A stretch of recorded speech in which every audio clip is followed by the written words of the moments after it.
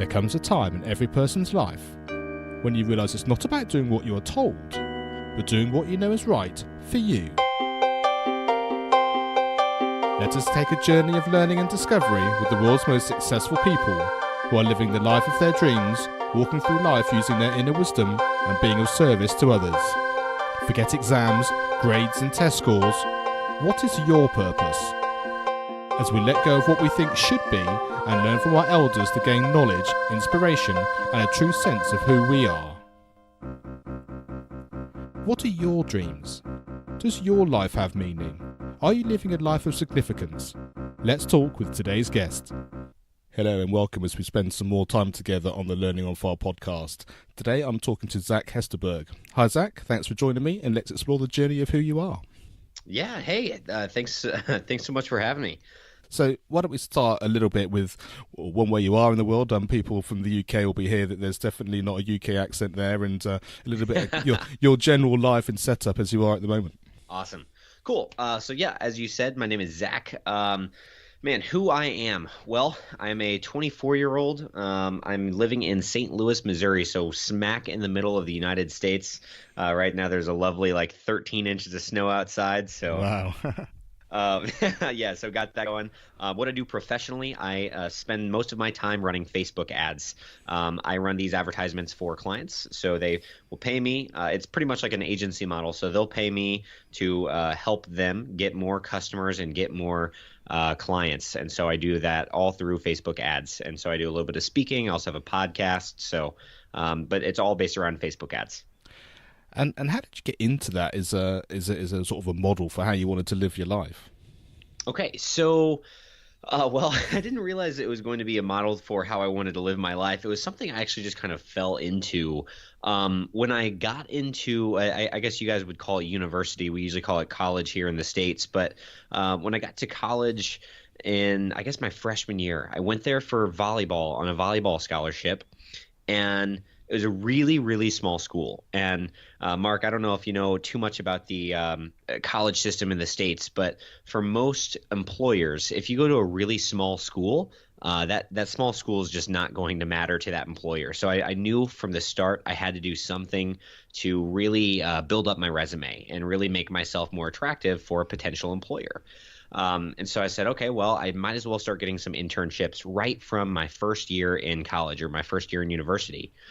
And so I got 3 or 4 different internships, all within about 2 years, and each one was kind of all around the realm of digital marketing. I knew I loved marketing, and I'll talk a little bit about how I knew I liked marketing later on in the show, but I knew I liked marketing, so I got some digital marketing internships, and one thing led to another. And I actually, spoiler alert for also something I'll talk a little bit more later in the show, is I talked to one of my teachers, and he kind of helped guide me in the route of, hey, maybe you should start a digital marketing agency. And I went out and got my first client, and from there it's just kind of snowballed, and it led me into having a career after I graduated. So it just I kind of fell into it, I suppose. I guess the thing I like about that the most is the fact that even from the get-go, you were kind of purposeful about knowing what you were trying to aim for, even if it was just in terms of getting out there, meeting people, like say, getting your internships, rather than that. There are lots of people, I don't know, you get a feeling, certainly in the UK sometimes, it's kind of, well, I go to school and hopefully get some great grades, and then I'll go to college and study something I'm kind of interested in, and then I'll kind of come out. And in this day and age, it doesn't really work anymore. You know, it's that kind of, you need to have more than just having gone through the system, and it sounds like you really appreciated that. And I mean, from my perspective, you know, you hear about the Ivy League colleges and that kind of thing, and I can understand from what you just said now why there's such a sort of a reason for wanting to be involved in some of those very prestigious colleges over there. Mm-hmm. Yeah, and it's not even just so much the prestigious colleges. It's just that I grew up from a very just a typical middle class background, and I wanted something that was going to be able to give me an amazing job later on in life. Maybe like working for Nike or like Apple or like some huge company. I thought that I wanted to climb the corporate ladder, and I thought in order to do that I needed to either go to a really large school, or I had to have a lot of experience by the time I graduated, because I know one thing to be true, and that is when you graduate graduate from school, whether that be your high school diploma or your college or university diploma, you're not guaranteed that next step in life. You're not guaranteed that job. So I knew that I had to put my best foot forward and do something about that. Yeah, no, that really does make sense. And like I say, you're only 24, but what does your life look like now, and how is it different from when you were growing up? And I guess that's in terms of where you live and how you live, and also your experiences of your sort of family life, I guess. Definitely. So, right now I am, as far as marital status or anything, I'm actually engaged. So here, and if you ask me that question in a couple months, a lot would be changed. But so right now I'm actually getting closer to my being married.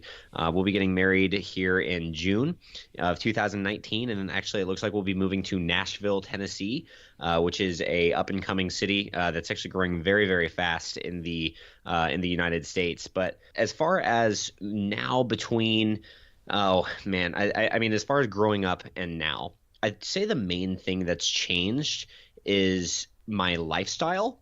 Whenever I was growing up, like I mean, I've been born and raised by an awesome set of parents. They're still together, still love them. I have a great relationship with them and everything. And I also have a sister. But we just, like I said, we were just from a typical middle class background. Maybe took that like once a year vacation, and it was a real small like weekend trip. And so I always wanted to travel more. I always wanted to actually see the ocean and go to other countries and experience more cultures and just experience more in life. And so when I started my company, I actually just made a Facebook post about this not too long ago. I was saying that when I started my company about 2 or 3 years ago, I'd wrote down a goal, and I said that whatever company and whatever route this company decides to take me, I will build it in a way that I can live and travel wherever I choose, and that my work does not, I guess my work does not affect where I live or where I travel to. And so I went from maybe taking a once a year vacation for like a weekend to now I travel all the time. Last year, I think I was gone about probably about 80 days of the 365 days in a year. So I get to travel a lot now. I also I'd say that my other thing that has changed is just being able to live above my means. I make enough that I can actually give back to different charities and give back to organizations that I support. And it's just nice being able to, I guess, have that change from whenever I was a kid to now. And it's really nice to hear that, that actually having a goal or having a vision of how you want your life to be, and just in whichever way it comes, being able to put that into place and see that come to fruition, I think is a wonderful thing to hear from us listening. And congratulations on the engagement, and I wish you all the success for that in the summer. Thank you very much. And Nashville is a fantastic city. I went to a conference there back in September last year, and we absolutely loved it. The conference finished on a Friday late afternoon, I think, and a few of us were flying back to wherever we were going from on the Saturday. So we went out into downtown Friday evening, Nashville. Yeah. Yep. Just incredible. And as a musician myself, I'm a drummer. We're just in some of these small bars with just the most amazing musicians, so talented and just live and vibrant. And yeah, there is nothing like it that I've experienced anyway. Definitely. It's a really cool city. I mean, they definitely have a large focus on music, and specifically live music at almost everywhere you go. I think it's just one of those places where you just know that if you just want to get out and feel what living life is like, it gives you that in abundance for sure. Yeah, I suppose. What was valuable about your school experience? Yeah, so I was thinking about this, and this is something I overlook quite often, which was back in high school. I guess back in high school, I don't know about where you're from, Mark, but for the States, we get really into sports in our high school sports. And so like our basketball team and our football team, like they have really big fan sections. And so all of the high school students will all stand up throughout the entire game. They do all these fun cheers, and like they'll dress up for the games and everything, and they get really into it. And actually, my 10th grade year, or my sophomore year, all the way up to my senior year of high school, I was able to pretty much lead the fan section at my school. My school had about 1,200 kids, and I had the opportunity just through pretty much networking and just kind of fell into the position as well. But I had the opportunity to pretty much take our fan section over. And so from my sophomore year to my senior year, I was able to really come out of my shell and learn what leadership was and learn what marketing was because whenever I was a sophomore and they saw a 10th grader running the fan section, not many people were going to the games because they didn't respect me.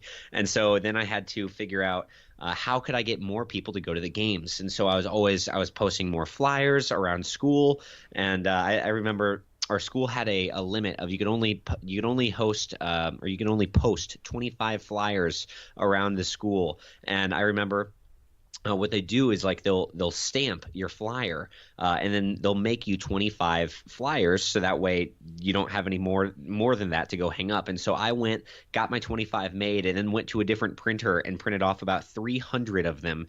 And for the first game of the season, my sophomore year, I went and I put about 325 flyers up in our school just by myself. Me just putting some tape on them, putting them on every single locker in all the different bathrooms and everything. And the next morning I definitely got in trouble for that, but there was a huge attendance at that next game. And then I ended up getting to talk my principals into letting me make announcements on the intercom to promote the games. And I was using social media to get more people to games. So I was just getting more experience with marketing and advertising, and I had no clue that I actually was doing that in the time of it. I was just trying to figure out how do I get more people to the games. And then whenever they got to the games, it was just trying to figure out how can I be the best leader possible and how can I lead by example and show these people what it's like to cheer our team on and actually have fun doing it. And so by doing that, I learned a lot of leadership skills. So I would say that was probably one of my most valuable experiences about school, was being able to lead that fan section for a couple different years. I think often it is that kind of, you get experience and you get something out of an experience which you weren't expecting to, and I think schools often like that. I was thinking about recently about how when I was going through music college after I'd left school, and some of the things I used to do in terms of surviving in some ways, because it's quite stressful being a musician, and we had quite a lot of things we needed to learn, and it was sort of long hours and that kind of thing. And some of the things that I actually did in order to support myself to get through all that kind of thing, in terms of sort of exercise and looking after and sort of sleep and immersing myself in various activities, which I found supportive. I didn't think of them specifically at the time, but now looking back as someone in my 40s, I'm sort of thinking, well, how do I look after myself now as I start to get older and I want to do stuff? And actually, the things you sort of often do naturally are actually there because that's what your body or your mind tells you should do. It's only afterwards you start to realize that actually you can pick up all these things just by doing what really feels right, and then it's often later you kind of work out the mental side of why that was going on. Yeah. Which teachers do you remember and why? Yeah, so I guess probably two of them are specifically coming to mind, and I'm sure there are so many more than that. But the two specifically that are coming to mind are both from my university, and one's name was Mark Turpin, and the other's name was Mark Glenn, or it was Wayne Glenn. And Mark Turpin, he was a personal finance teacher, and going into this class, I thought this was going to be a very, very boring class. It was just kind of like balancing your checkbook and like just learning about some finance. And it was like my first year in college. So I didn't think anything of this class. I didn't think it was going to affect me much. But what was interesting was that Mark, the teacher, or the professor, he was actually he's the president of the local bank in town.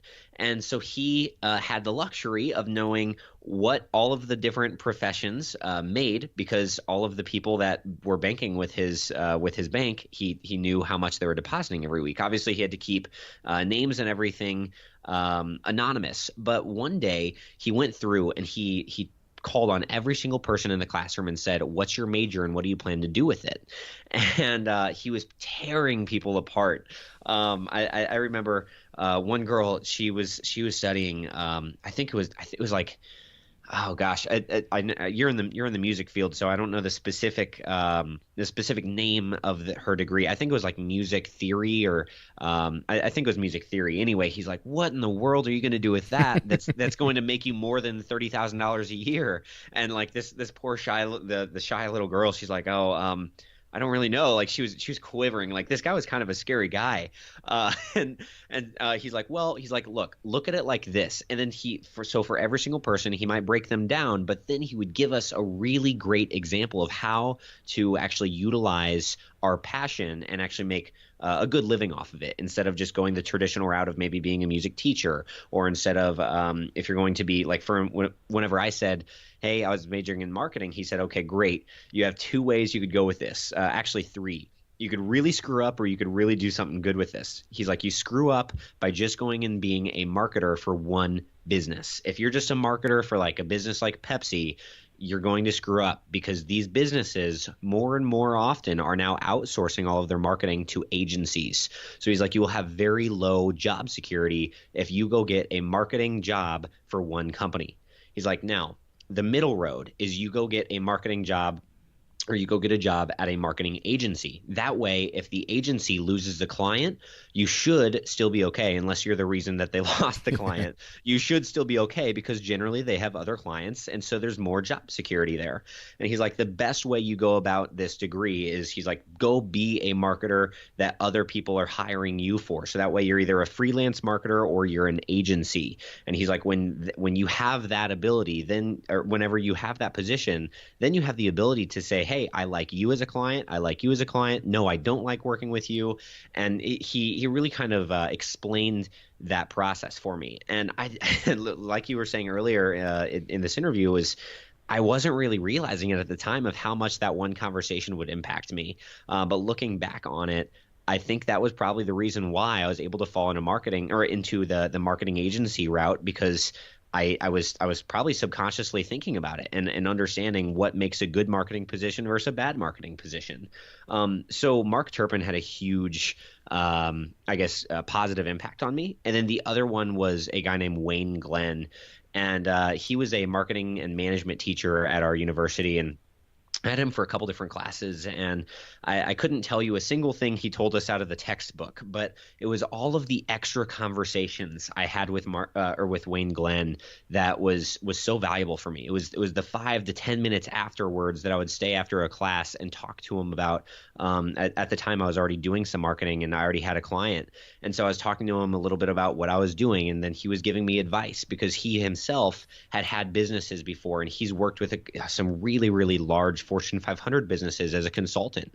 So he's able to give me some great advice on just business and entrepreneurship and work-life balance. And those like extra 5 and 10 minute conversations with Wayne Glenn were so valuable for me. I think when you can really see that whole perspective, isn't it? Like, I'm going to be X or I'm going to be Y, but then out of that decision, there's this sort of global idea of, well, you can go in this route or that route, or this will probably take you here and that will take you there. Then all of a sudden you feel like you've got a little bit of empowerment, don't you? Because you can still follow your passion, whatever that happens to be, but there are different ways to use it, and it really sounds like it's those sorts of things that really came across. Yeah, 100%. It's about finding the right balance between having intentionality but also having an open mind.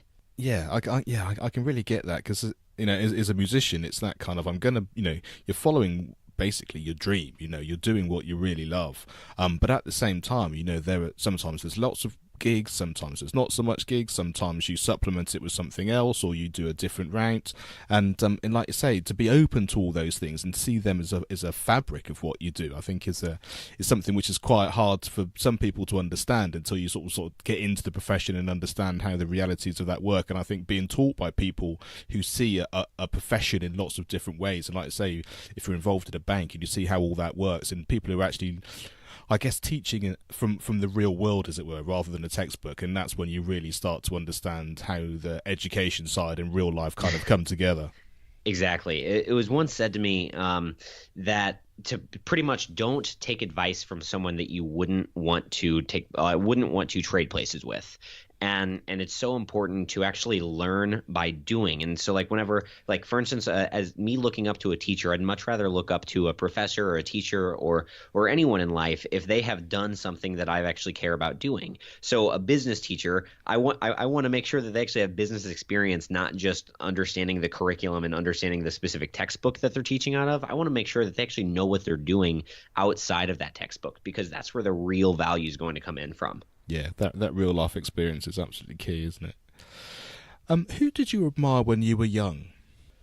I'm probably going to give a basic answer here. I've listened to a couple of your other interviews, and I know some people have given this answer before, and I'm going to have to repeat it. I'm going to have to say my dad.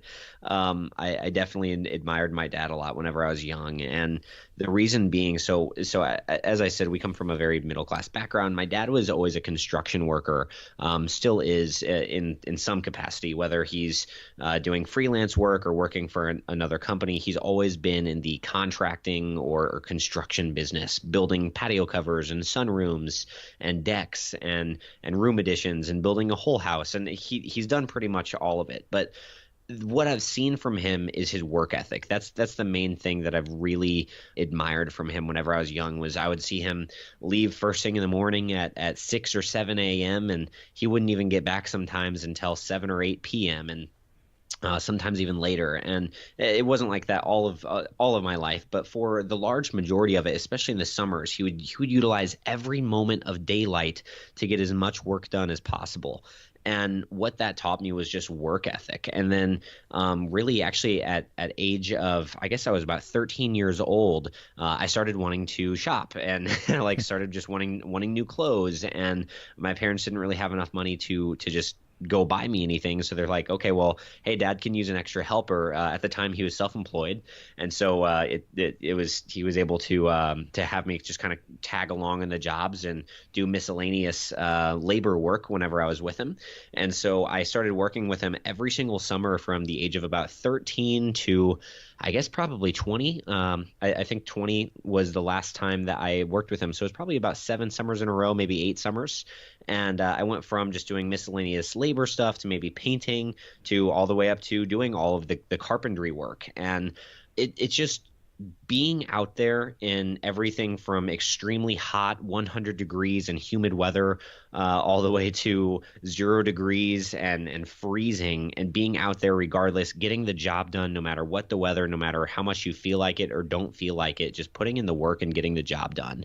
That's something I've always admired from him. Whether work was slow in the winter, which it would slow down heavily in the winter, or it would speed up in the summer, he would do what it took to get the job done and provide for the family. And I have a huge admiration for that. Yeah, I mean, that really is a big impact, isn't it? That whole worth ethic and actually seeing it in the whole and understanding that. And you're right, a lot of people have said for this, their dad or a family member. But I think in some ways I really like that answer, because there are some times when you kind of take all that for granted, and I think, but to really understand, and have the gratitude for those gifts that they're doing, the kind of seeing how the reality works, seeing what they do for you, seeing the sacrifices they make, and then, like I said, if you get to spend all those summers working together, actually having that time, which isn't something that everyone has. You can't sort of necessarily take your kids to work every day. And my dad was a self-employed mechanic. I got to spend time doing that as well, and I never quite picked up the mechanical skills that he had, but it certainly meant I did have the time that we could share. And I think just really understanding that, I think especially when you are younger, going through those years, I think if you can be grateful of all those things, then I think it just gives you a slightly different relationship and an understanding, which I think can only stand you in good stead, really. Oh, it really, really does. I mean, just being able to experience that much of someone from the moment they wake up to getting home, that's something that most people, especially in your family, don't get to experience. And when you experience that side of them, you get to understand them on such a higher level and such a deeper level. And it was just something I'm forever grateful for. Yeah, I definitely love the time thing, because, you can sit down and have all the heart-to-hearts in the world, but it's often those snippets of information or support or understanding that just comes from those regular conversations that I think is something quite magical that, like you say, you really can't get any other way. Exactly. What was the best piece of advice you've ever been given, and who gave it to you? Ooh, there's been a couple pieces. Do you mind if I give like 2? No, please do. Whatever you think is going to give us some value, that would be fantastic. Cool. So I am going to go a little bit more abstract here and say that none of these pieces were given directly to me. They were things that I've learned from, for instance, like an online mentor or something that I may have read in a book.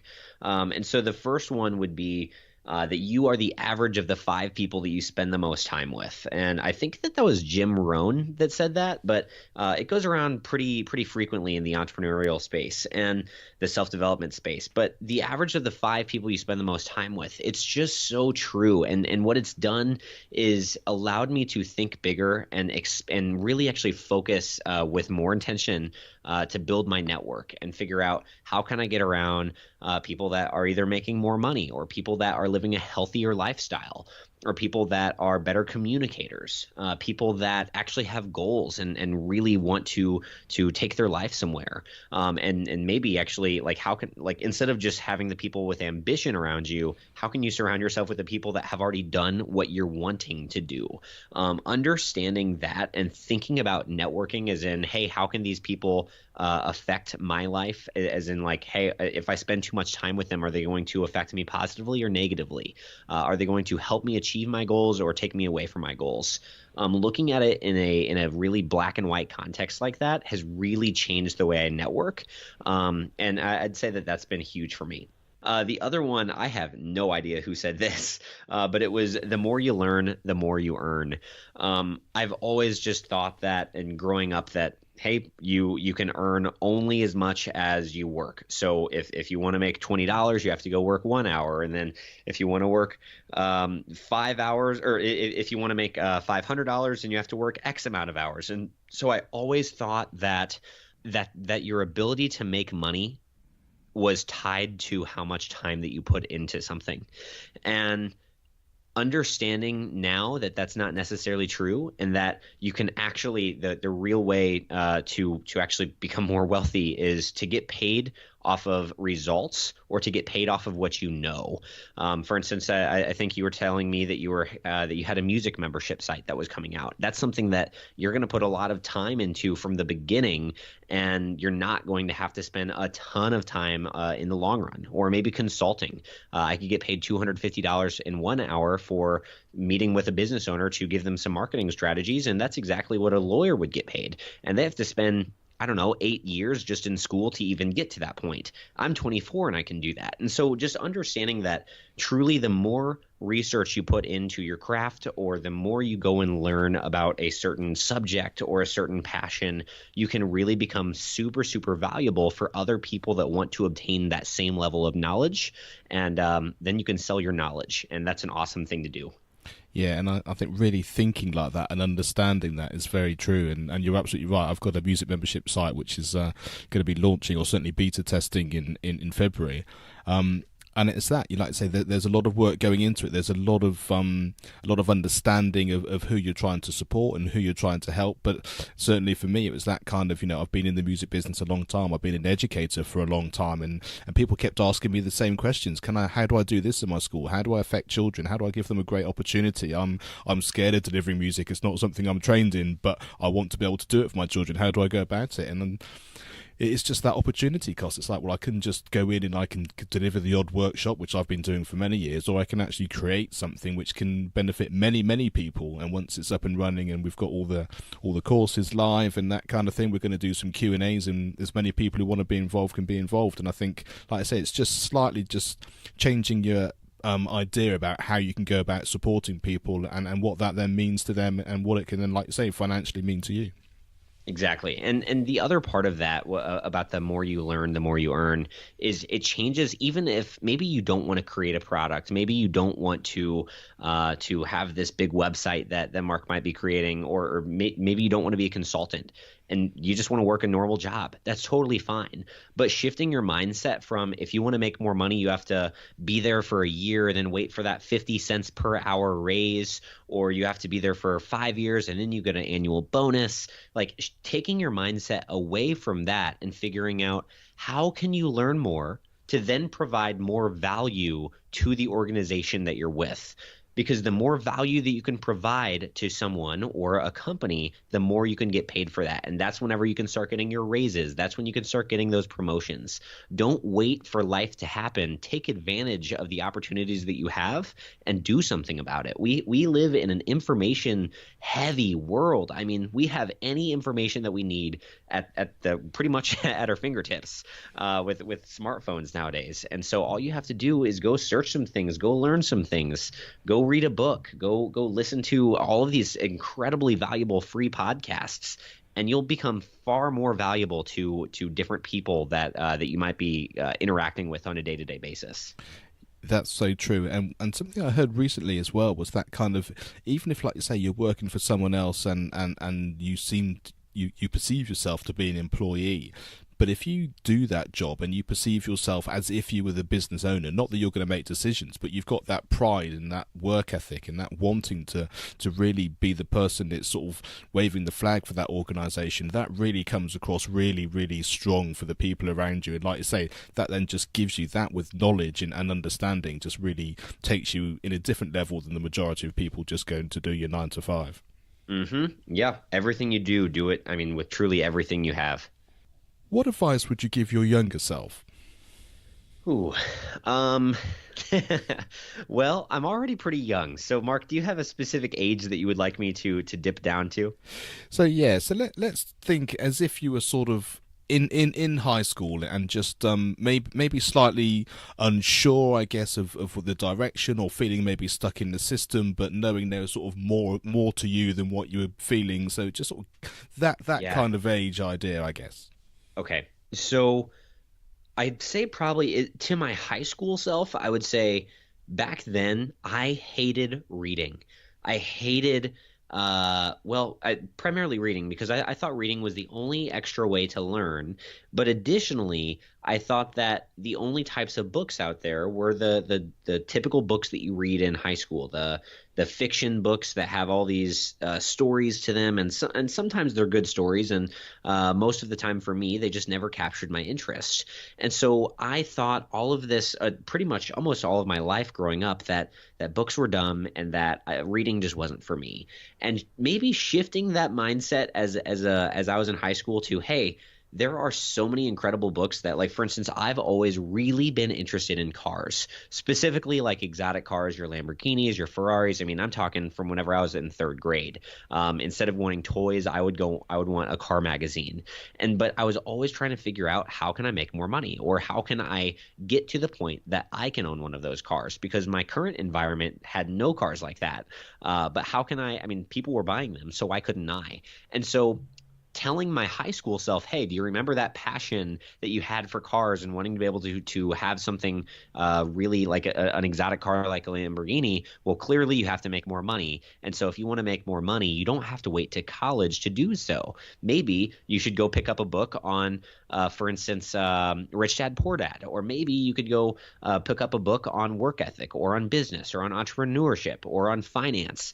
And understanding that there were all of these other types of books out there, and podcasts, and now videos on YouTube and everything, that would have been a game changer for me, because what that would have done next would have opened the door to realize that I didn't actually have to go to university to do what I'm doing. I didn't have to go to a college, this 4-year degree, spend thousands of dollars to go into student loan debt just to go get a degree. Instead, I could go learn things online. I could go maybe buy a couple different courses for a couple different $100 online, and I could learn these different skills and start doing them now. Whenever I was in high school, I could have been doing some of the skills that I currently have now, and I didn't need a degree for that. And that would have saved me a ton of time and a ton of mistakes. I love that, and I think about that more and more these days. I have a podcast network now of 3 podcasts, and a few years ago I didn't even know what a podcast was, and I didn't go to university to learn that. I didn't study it from any traditional method. I found stuff online. I listened to people. I found out what I liked. I took a course, like you're saying. To begin with, it was even a free course, and all that stuff's out there, and I think when you realise that it's your education and you can do it in your way, even if you're within the system still, that just frees you, I think, and it just means that, like you say, the world is your oyster then, and whatever you're into, whatever you aspire to, you can start doing it now. You don't have to wait till some time in the future, and I think if that means you're living in the now and you feel like you're learning in the now, then you're on to an absolute winner. Exactly. I once got the opportunity to interview someone named Jesse Cole, and his entire motto is whatever is normal, do the exact opposite. And I just love that motto, and I think that just goes against everything you would ever learn in school. And understanding that motto and truly living by it in school would have done me a world of a difference. Good. So as we've just managed to give everyone permission to go and do completely the opposite that school has said. Well, within reason. Exactly. Yeah. No, but I love that. I think that freeing the shackles, I think, is really where education is heading, and just that idea that it's your life and your education, and doing it your way is absolutely key. Completely. What does your future look like? Well, okay, so near future, obviously, like I said, I'm getting married. I'm going to be moving to a new city. This is really exciting for me because another piece of advice or another saying that goes around in the business world is the more hands you shake, the more money you make. And honestly, while that's nice and all, I honestly just love connecting with new people as well. And so being able to go into a new city and go learn, really adapt to an entire new network of people, see what type of value I can give to them, what type of relationships I can make. That's going to be super, super exciting for me. And with that being said, with all of those new relationships and all of those new opportunities that will then come from those, I have no clue where I will be then 5 years from there. So it's really, really hard to see what my long-term future looks like, especially like you said a couple years ago, you didn't even know what a podcast was, and now you have 3 of them. For me, let's see, probably 4 years ago, I didn't even realize that I wanted to start a company. It was about 3.5 years ago I realized I wanted to start a company, and I didn't understand what that even meant. I was just like, okay, yeah, I'm gonna go have like 1 or 2 clients, and I'll make some Facebook ads for them. Now I have quite a bit more than that, and I'm also getting paid for consulting, and I'm getting paid to do speaking across the country. And the world changes so quickly, and our opportunities change so quickly as long as we are open to those opportunities. And so I really don't have an answer for you as far as where does my life look, or what does my life look like in a couple years from now. But I will say in the next year or two, I'm going to be focusing on how can I build my network and really tap into a market that I know no one in. How can I become known in a really, really known by everyone in a market that not a single person knows me in? Because from there, I have no clue where those opportunities will go. I really love that as an answer because, like you say, it's very hard to say that in X number of years I'm going to live in this city and have this house and this wife and this number of children, because life just doesn't work like that. But I think knowing how you want your future to feel, or certainly the sort of area that you want to head to, that you do have control over. Like you say, I want to go meet people, I want to do this, I want to feel like this, I want to put myself in this position, and then I think to be able to then sit back enough and say, I don't know where that's going to head or where it's going to lead me, but I know I've got enough control and enough experience within myself to know how that's going to go. I think that's great advice for people listening. It's like you say, you might go to college, you might decide not to, you might take the entrepreneurial route straight from school. But as long as you know you're heading in the right direction and doing it on your terms, you might not know the end goal, and we probably none of us know the real end goal, but actually you know that your future is bright, I think, and that's probably the key. Exactly. And as a very quick, very real, tangible example for what I mean as far as when you meet people, other opportunities arise. Just for instance, taking this podcast interview right now between you and I, Mark. I remember I went to school, I went to college and got all of those different internships. One of those internships, the owner of the company had invited me to this random conference to go help work it as a volunteer. This guy's name was Jay Austin. So he said, "Hey Zach, there's this conference in Chicago in 2016. You got to go to it. You're going to help me volunteer at this." I said, "Okay, great." He said it was called Podcast Movement. I'm like, "Oh, okay, yeah, I've heard of a podcast before." And so I went to Podcast Movement. I started volunteering. I then met John Lee Dumas and Kate Erickson. I made a great impression upon them. We kept an awesome relationship going. We saw each other at another networking event I went to, or another conference I went to called Social Media Marketing World. At that conference, they said, Zach, we're seeing you at all these different conferences now.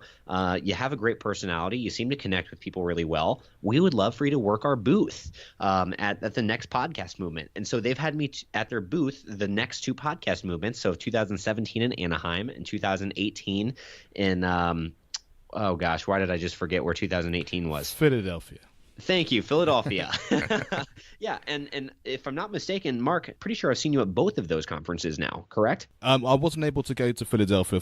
Sadly, I had to miss that for a family reason, sort of fairly last minute. But I was in Anaheim, yes, and we did spend a bit of time in Anaheim. So yes, okay. and it was exactly on, let's say, on JLD's booth. Exactly. And so that's how we got to know each other. Then we became friends on Facebook. We stayed in touch, and then you reached out and said, Zach, I'd love to have you on your podcast. So I wouldn't be on this podcast if I never even went to college to then go have the internship, to then go and get invited to the podcast event, and then went from so on and so on, and now here I am. So one connection can really just change everything for you. That really is true, and I think, just like you say, just one after the other, follow it, see where it goes, and then just allow the rest of it to fall into place. And like you say, you never quite know where that next question or that next invite is gonna take you. And I think that's really exciting, and especially in this modern age where everything, like you say, is changing so fast. Exactly. Now, you may have covered this a little bit already. You've talked about some books that you really liked, but what podcast, book, video, film, song, or resources had the biggest impact on your life, and why? Okay, so the biggest impact, there's two of them. One is a super abstract answer, and the other is a more direct answer. I'll go more abstract first. The biggest, I guess, impact of a podcast, book, etc. that I've had was actually my own podcast. And it's not because of what I've learned from all of the specific guests. It's not because, like, for instance, if anyone's listening to this, I'm not saying, hey, go listen to my podcast. It was the best thing ever. What I'm saying is, being the host of a podcast, it just opens you up to so many opportunities. It opens you up to so many more connections. And once again, those connections can lead to so many other things, and you have no clue where they'll go. So being able to be the host of a podcast, having that leverage of a platform to add value to your guests, saying, hey, so-and-so, I'd love to have you as my guest because I have other people listening to my show. You should hop on my show. I'd love to interview you. And they're so much more open to it. Even if they're a very, very busy entrepreneur or a very busy person, they're open to being on your show because there's value immediately that you're giving them. And so anyway, being the host of a podcast was really, really it was a game changer for me. But a more tangible answer, something that someone can say, okay, cool, I'm going to go buy this right now or go listen to this right now, was probably the 10X Rule by a guy named Grant Cardone. This book was huge for me. I read it back in college. I was going through a bit of a depressed state of my life. I was by no means living my best life. I was a little depressed. I wasn't really focusing on my health. I was not running my company at the time. And when I read this, it inspired me. I mean, I just snapped out of everything. It inspired me to write an ebook and publish it on a website and remake the website all in 7 days. I went and got a client about 2 months, or not 2 months, about 2 weeks after that. And I completely changed. I was at the time I was trying to party and everything, completely changed all of those habits, started becoming more healthy, got back in the gym, and was really focused on bettering myself. So the 10X Rule was huge as far as getting me to take more action and take more responsibility for my life. I stopped blaming other people and other experiences and other instances for why I was how I was, and instead decided to finally take responsibility for where I was in life and realize that if I wanted anything better out of life, I had to do something about it. And that was that's why I got so much out of that book. It really is sort of a running theme which comes across so loud and clear having chatted to you. That kind of, take life on your terms, do it now, get what you need, find what you need, put yourself out there, and that, that excitement and that feeling like anything is possible really comes through from the way you talk and obviously your experiences as well. So for people who are as excited as me to sort of see where you go and what comes up, what's the best way for them to find out more and get in contact with you? Yeah, I'd say, I mean, honestly, the best way to get in touch with me is either going to be my personal Facebook page or my Instagram page. I mean, my name on Facebook and on Instagram is just Zach Hesterberg, Zach, and then Hesterberg. I'm very, very active on both of those pages. I do have a business page on Facebook. Don't bother with it though. Just connect me with on my personal one. Send me a friend request. Shoot me a message, whether that be on Facebook or on Instagram. I would love. I mean, if any of you guys have spent the last, I don't know how long this interview's been going on. I think probably 30 to 40 minutes. If any of you guys have been on this show for that long, please post a screenshot on your Instagram story or on your Facebook. Tag me and let's get connected. I'd love to even just hop on a 5-minute phone call with any of your current listeners, Mark, and just honestly just thank them for their time and get to know how I can provide more value to them. Oh, that's absolutely amazing. And thank you, Zach, for sharing your wisdom and allowing us to learn from your amazing experiences. You bet. Seriously, thank you so much for having me, Mark. I love your show. Whenever you reached out, I definitely wanted to make sure I wanted to be able to provide as much value for you as possible. You've had some incredible guests, and I love what you're doing. So thank you so much for having me. Oh, it's my pleasure. Thanks so much. Thanks for listening to the Learning on Fire podcast. For more information, please visit educationonfire.com and follow the links from the homepage. This show is sponsored by the National Association for Primary Education.